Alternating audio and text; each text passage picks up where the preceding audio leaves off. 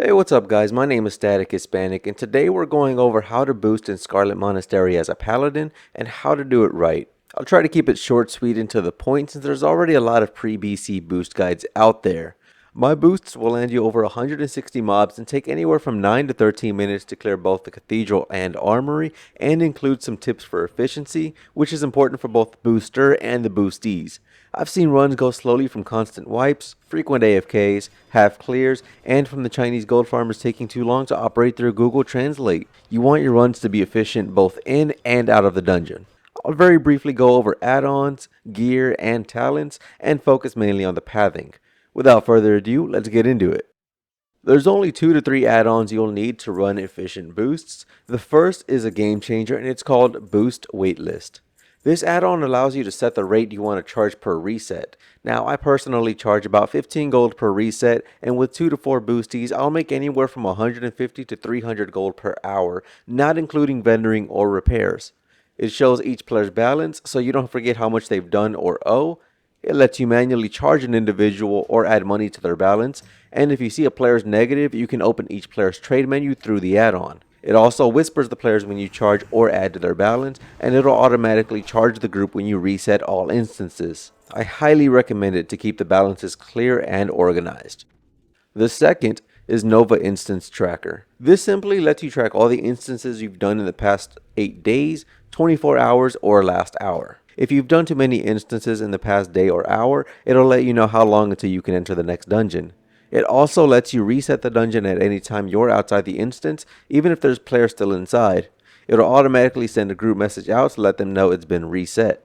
The last optional add-on is a threat meter of your choosing. It's not required, but it will let you know if any boosties are pulling aggro away from you before you get to land any real threat, especially if they like to help with the DPSing.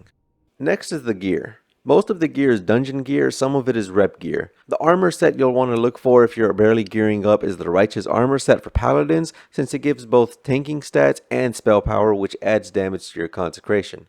I'll post a link in the description of all the armor I used at the time for my boosts, and if you want to know what enchants, gems, or gear that I have, you'll be able to see it through that website. It'll also let you know where to find each piece, and if there's a piece that you don't want to farm or don't have access to, it'll give you a list of alternative gear sets as well. Now for the main gear piece, you'll need a trinket called the Figurine of the Colossus from the last boss on the Shattered Halls. This trinket increases your block rating by 32, and when activated, each block heals you for 120 HP. This restores your HP all the way up and basically leaves you invincible for a whole 20 seconds. For your second trinket, you can get anything that's tank or spell damage related. But if mana is an issue, you can get the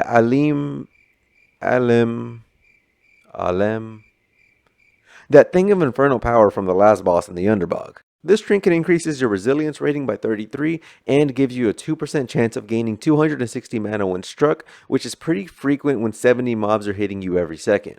Now for the talent, you can find it on the same link in the description. Now some key points in the tree are Sanctity Aura and Pursuit of Justice in the Retribution tree, and Reckoning, Holy Shield, and Blessing of Sanctuary from the Protection tree. The link is in the description if you want to mimic the layout, and the awesome thing is that you can use this tree build in dungeons as well, so you don't have to constantly swap it out. Alright, so before you get started, make sure you have your Righteous Fury, Blessing of Sanctuary, and Sanctity Aura activated. If you have any food buffs or elixirs, now is the time to use it, though they're not necessary. In both sides of the monastery, you want to have your level 1 and max level Consecration and Holy Shield keybinded, but in Cathedral, you definitely want your Cleanse binded for all the slows. This very first group you're going to grab with a level 1 Consecration, and the next group is going to be with a Judgment or an auto attack. From here on, make sure your Seal of Wisdom is active to maintain your mana supply. Head to the courtyard and auto attack any mob in your way. Now you're going to start making your way to the Citadel Gate and pull as little sorcerers as possible. You can, however, start pulling all the melee mobs to save you the trouble later. As you near the gate, activate your Blessing of Protection. Don't use your Divine Shield, and I'll explain why in a bit. Use a max level Consecration to do some damage to this group while you open the gate. Once open, reapply your Blessing of Sanctuary since Blessing of Protection cancels it out. Level 1 consecrate the first group in the northwest hallway, auto attack the next group, and use Judgment on the last. Notice how I hop the corners to add spacing between the mobs and I. This helps with taking less damage on your HP and durability.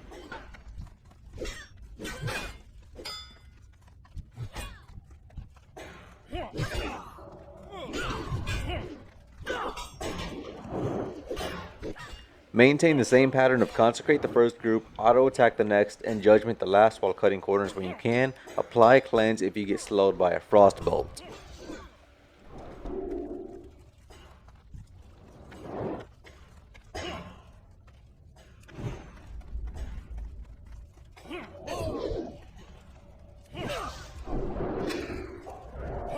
Once you pull all the mobs outside, make your way into the citadel.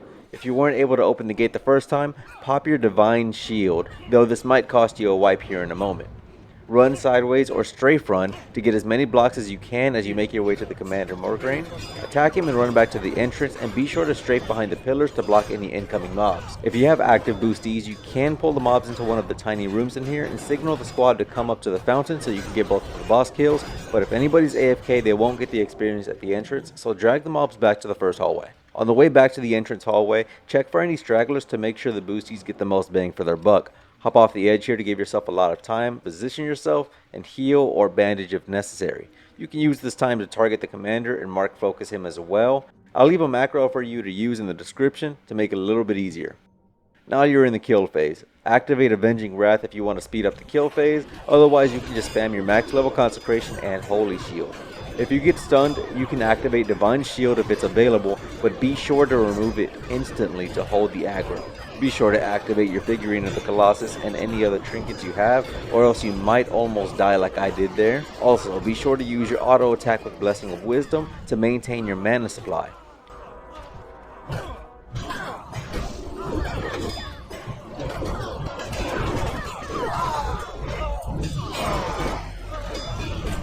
That's still recharging.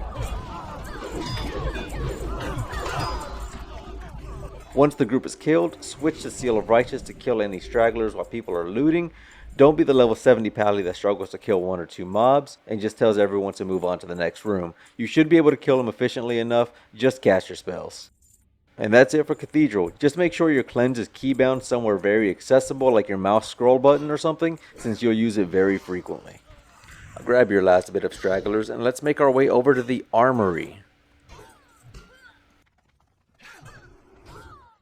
Okay, so now we're in the Armory. Clear the first two mobs with all the spells necessary so the boosties don't risk pulling any aggro. Unlike the Cathedral, you won't need cleanse for this run, just have your Holy Shields and Consecrations keybound. Another thing that's different is you're going to pull from the back of the dungeon to the front. Start making your way over to the back of the dungeon and avoid all mobs that you can. If you want to wait for a patrol to pass by, go ahead and let them. Otherwise, you can try to run beside them and hope they don't see you, or you can just start the pull phase there. If you do aggro a mob, it's no problem whatsoever. Just keep making your way to the back of the dungeon.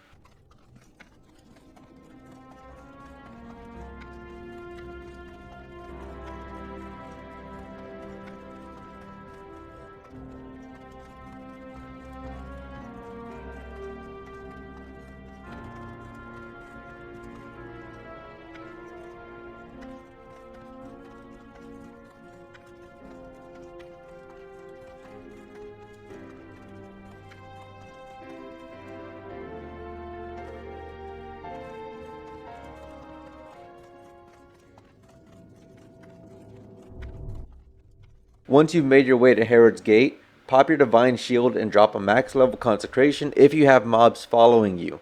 If you're clear, just open the gate. If you have an angry mob behind you, just drop down while hogging the left side of the circle. Hit Herod with the Judgment of Righteous, activate another seal, then you'll have time to hit him with another Judgment before he does a spin attack.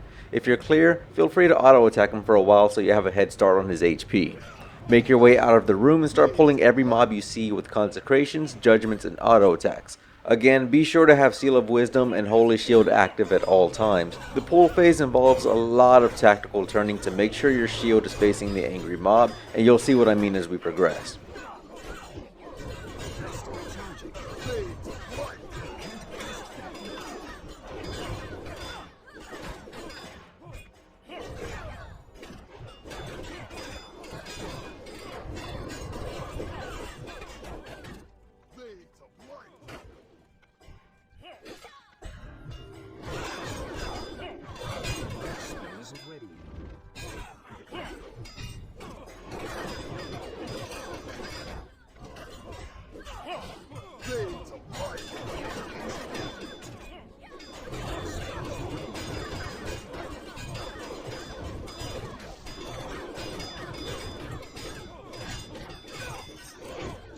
When you get to the final room, which is the courtyard, you're going to make one tiny circle before you make your way into the last hallway.